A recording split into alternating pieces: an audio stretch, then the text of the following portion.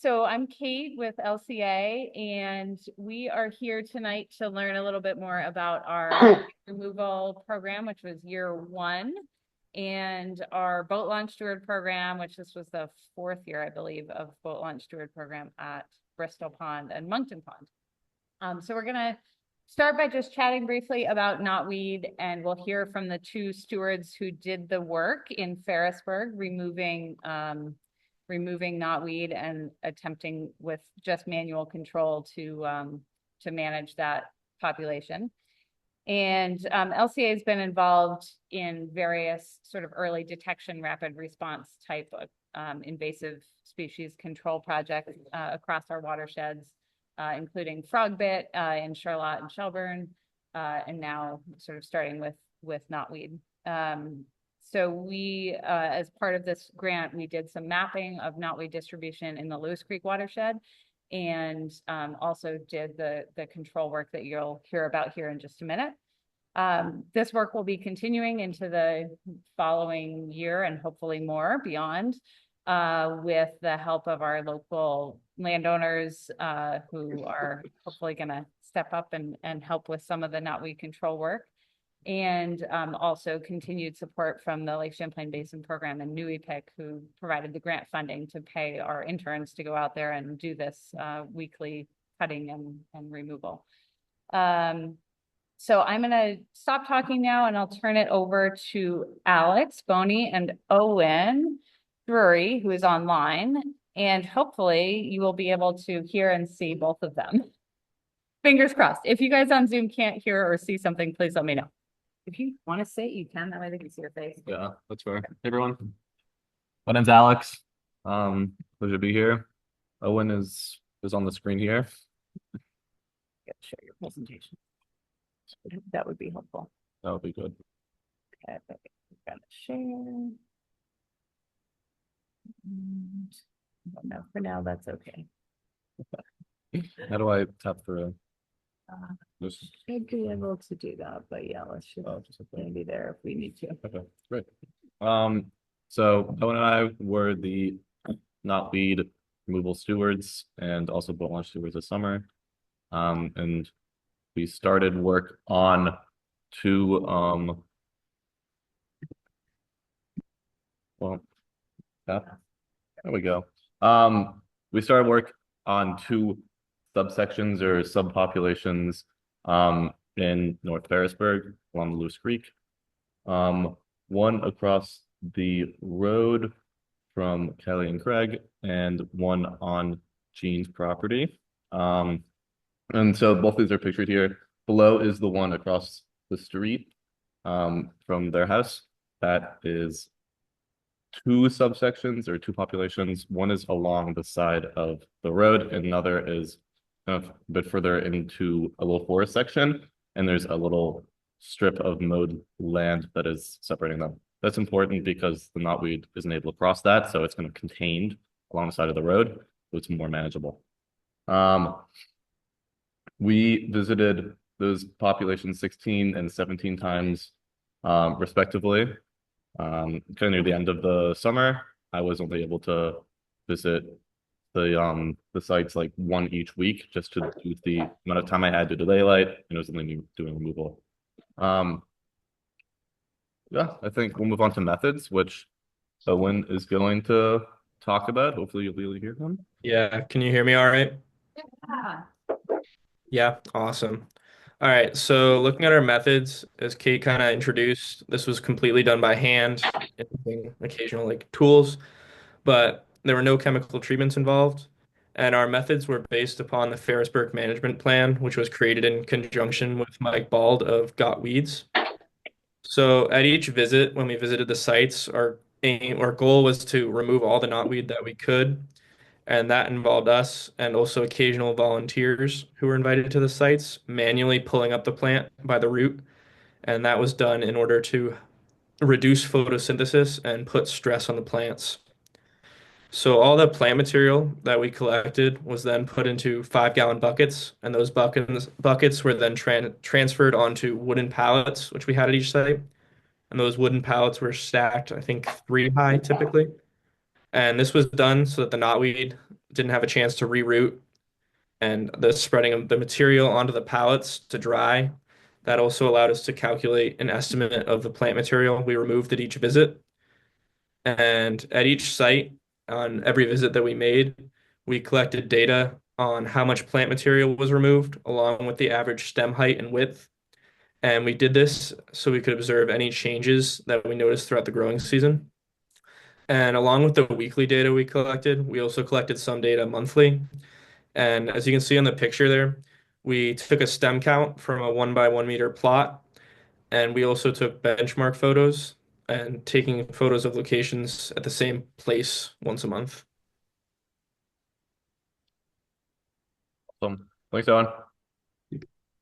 So as Owen talked about, we took data each week and some each month of some important characteristics. And so on the left, we have a graph displaying like the total cubic feet harvested, cubic feet. Okay. Although I suppose I spelled that incorrectly. I'm sorry about that. That's supposed to be an F. So it's total cubic feet harvested each day, and then on the right of that graph is a sum. On the left, it goes from 0 to 100. So in May, at each section, we collected between 25 and 35 cubic feet of material. And as the summer went on, that number decreased at each site per month. And that's mostly due to just the life history of the plant. It grows pretty vigorously in the beginning of the growing season. So when we started doing removal in May, the stalks were 5 feet high, 6 feet high in some places. And then, as we came back each week, that would only be a couple of feet. And, as the summer went on, that was less and less. On the right, we have average stem height, which I was, kind of just talking about. And it's a similar trend, whereas the stem height decreases as the summer goes on. And that's true for both populations. And as you can see, the tick marks on the left of that graph go from 0 to 7 feet. And so the average stem height in May was 4 feet. That's an average. You can see the standard deviation, which are those kind of little lines coming out of the graph. And so at least for the roadside population, which was the one across from their house, at the beginning of the summer, it was over 6 feet tall, which is where that last little guy reaches. So we've got some other stem count and visitor information as well, or volunteer, excuse me. And so, as Owen was saying, stem count was documented each month. We had a 1 by 1 meter plot that we put in the same area each time. Although at the Lewis Creek Edge population, which was on Gene's property, due to flooding, in July, we had to move that area. And so the numbers for that aren't reflective of the same, population for the whole time, although we tried to pick, a similar site. Additionally, I wasn't able to do a stem count in September just due to me wanting to focus on removal just because I had limited time. And on the right, we have number of volunteers by month and total volunteered hours. In total, we had 15 people help us out, which was about 40 hours worth of work. Those numbers aren't, if you expect 15 people to be there once times 2, that'd be 30. But we had some people return a couple of times, which was pretty awesome. And we had one day in June where there were 9 people or so, which is really where our largest number comes from. Yeah. Owen, you want to take the discussion here? Yeah, I can take that. So as you saw from Alex's results, that's a representation of 1 year of management at this site. And we were successful in removing the knotweed stems, which will hopefully limit the knotweed's ability to grow in future seasons. And this is really an important step for the long-term eradication of the knotweed of these sites. And the results that we were able to find this summer will be used to compare year-to-year biomass along with expansion or contraction for each of these sites, which will be good for future management techniques that we might use. And with these, excuse me, with this, we'd also like to suggest a couple changes for future years of this program. Mostly we'd like to talk about the volunteer program. We liked having the volunteers there, but as you kind of saw from Alex's graph, there were a couple months where, for weather reasons or temperature, we didn't have a ton of volunteers. So we think that in future years, inviting volunteers once a month or every 2 weeks might be a little better. And we feel this might create a sense of urgency for people to show up more if they're not offered as often as they were this summer. And along with making it a once a month or every 2 weeks thing, we also thought it'd be a good idea to hold a sort of informational session for people who were interested before the removal actually starts. We had some people who just came with questions and weren't so much interested in actually removing the plant. And I felt that if people are able to come before and have their questions answered, then they can either join in with the removal afterwards or they can go home with the knowledge that they've learned. But yeah, so it's important to make sure that all this stuff goes smoothly. And I think this year we had was pretty smooth. And each site, as we expand this project, will come with unique challenges. But hopefully, what we learned this year will be able to help inform different plans for the future and also help with management. Yep. Nice one. Yep. We don't have questions, please. What tools did you use? That's a great question. So Kate got us this little sickle thing, which we didn't end up using. Because at least after the first week of removal, the plants were small enough where we could just hand pull them out of the ground, and that was a lot easier and safer. Although that first week, with Mike, where the stalks were 5 or so feet high, he had a sickle and it was pretty helpful. A hand like Yeah, a knife, yes. sharing Yeah, exactly. Like kind of that long, curved like that. And how did you measure the volume of cubic feet by putting them in the 5-gallon buckets? Yeah, that was one way we did it. At least initially, we had measured the area of the pallets that they were drying on, and then we measured the height and multiplied that all together. But as the summer went on, that proved to be a less successful method just because we weren't collecting as much volume. And so, we would collect maybe just 1 or 2 bucketfuls, and then we'd multiply whatever the volume of the bucket is. I can't remember off the top of my head to get our number. So you had the question? Yeah. What time of year do they tend to spread out? Are they coming out right? Frost is done, or they? Mike, you might have to help me with that. Yeah, no, good question. You're gonna need to be out there. What was the first cut date this year? It was like mid-May. You want to go out and start scouting before the end of April. And you perhaps may expand a little bit too, but as a stress response, which is okay, but probably not stress. So yeah, if you don't see it, sometimes the plants get delayed because they're under stress. It takes them actually a couple of weeks to reboot, but they will come back. But you'll never have that much material again. Is it a good idea to wait for it to get pretty tall before you cut it? I mean, what if you started cutting the first week in May?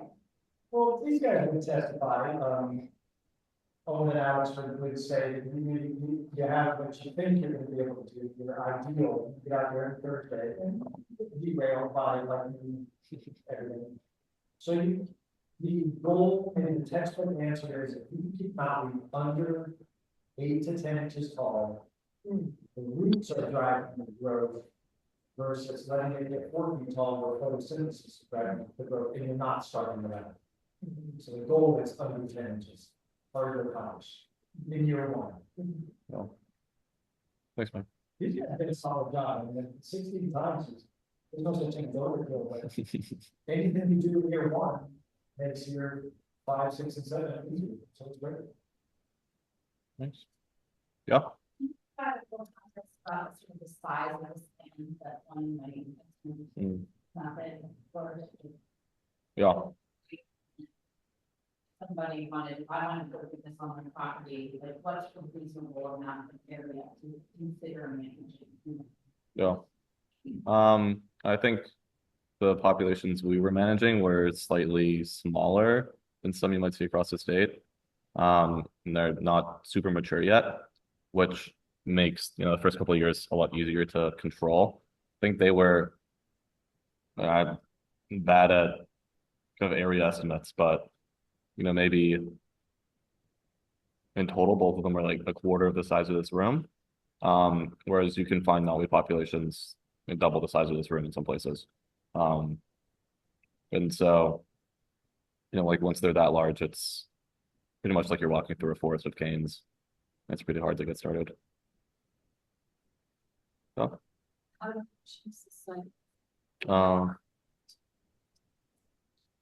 yeah, I wasn't involved in choosing the sites. That was mostly Kate.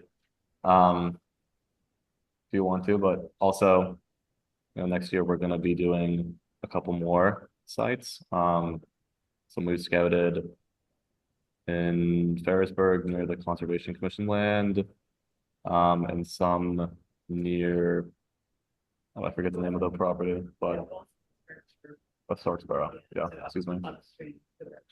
Yeah. So yeah, one of the things we learned through this was that there's a lot more knotweed in the watershed than what we hoped, further upstream, especially in Starksboro. This particular site was one of the, like, sort of midway through the watershed, maybe like more obvious sites. We have very interested landowners nearby who were willing to help and allow us access to their property for the sort of initial trial year. And then hopefully folks who are also willing to go out and continue doing the work, maybe they can, maybe we show up every other week or every month and they go there doing it in between times. But we have 2 additional sites pegged for next year and the following year to add on. Both of those are in Starksboro. They're publicly accessible sites, one of the town-owned field and recreational area, and then one it's sort of about it's private, but it's like a camp, like a summer camp type property. And they show different ways that knotweed can have an infestation, like this sort of, have the creek side and also the roadside threats to infrastructure, that type of problem. The Starksboro sites, one of them is right, almost on the gravel bar road in the creek. So they just started on local plain nearby, and then the other one is a little more open, but also right on the edge.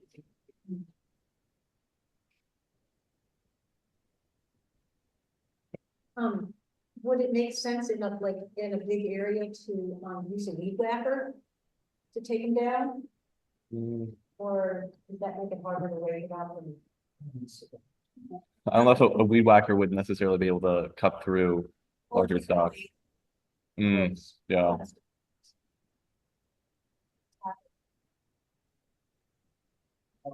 I'll put on top of the spotlight. No, I have a site with knotweed in year 14. It's down to 1 or 2 stems. It's not the driver of my visits to that property. It's an incidental to check the knotweed. The first 3 years, depending, this one of these sites was under stress since the 90s from the owner. So she had contained it. It was already stressed. The other sites had an impermeable barrier that site had nowhere to run. So those were examples of 2 weak sites that had a vulnerability. But in that first couple of years, you're just trying to kind of dominate and reclaim the site, make it safe, make it workable. You don't worry too much about biosecurity. A weed whacker shoots material everywhere, especially into the brook. But you get to year 4, 5, 6, now you're like, the stems are like this, they're tiny, it's starting, and you don't cut it any slack, you don't give it a chance to breathe, no sunlight, you are absolutely fanatic about everything in the bucket, nothing survives. And your natives, I have trees that are already 20 feet tall in sites. And it's push down, bring up. It's nuanced. These sites don't. What was the impermeability of the mountain? Yeah, yeah. Yeah. So one of the sites, there was a road on one side, and then it was kind of growing on the embankment next to it, and then there was a mow strip between where the plants were growing and the forest section. And so it couldn't go either way. Just because, you know, the road, it can't grow there, and if you're cutting it half an inch, it can't grow past that. No, And then the roots didn't go underneath where it was mowed. They could, the potential's there, but Yeah. we come up with nicer terminology, but death strip is kind of what I've called it. A road blocks sunlight as long as it's in good condition. So the knotweed is kind of a building foundation. I've seen knotweed grown into foundations, okay? But it's that kind of idea that it's pinned, and it's like a real struggle to push through the foundation and get to the light. So you've got it pinned. If you have a tightly mowed space, like a golf course or 2 inches, it can get to the surface, and then it doesn't know if we're using a weed whacker or cows or sheep or harsh language, whatever we're doing, it withers on the spot. So we had this spot there right across from the house there where the knotweed was thriving in loose, pilly, rocky, slate type material. And they were able to get some extraction without causing soil disturbance. And the knotweed just had nowhere to run. It will still try, but LCA is on task. Yeah, thank you.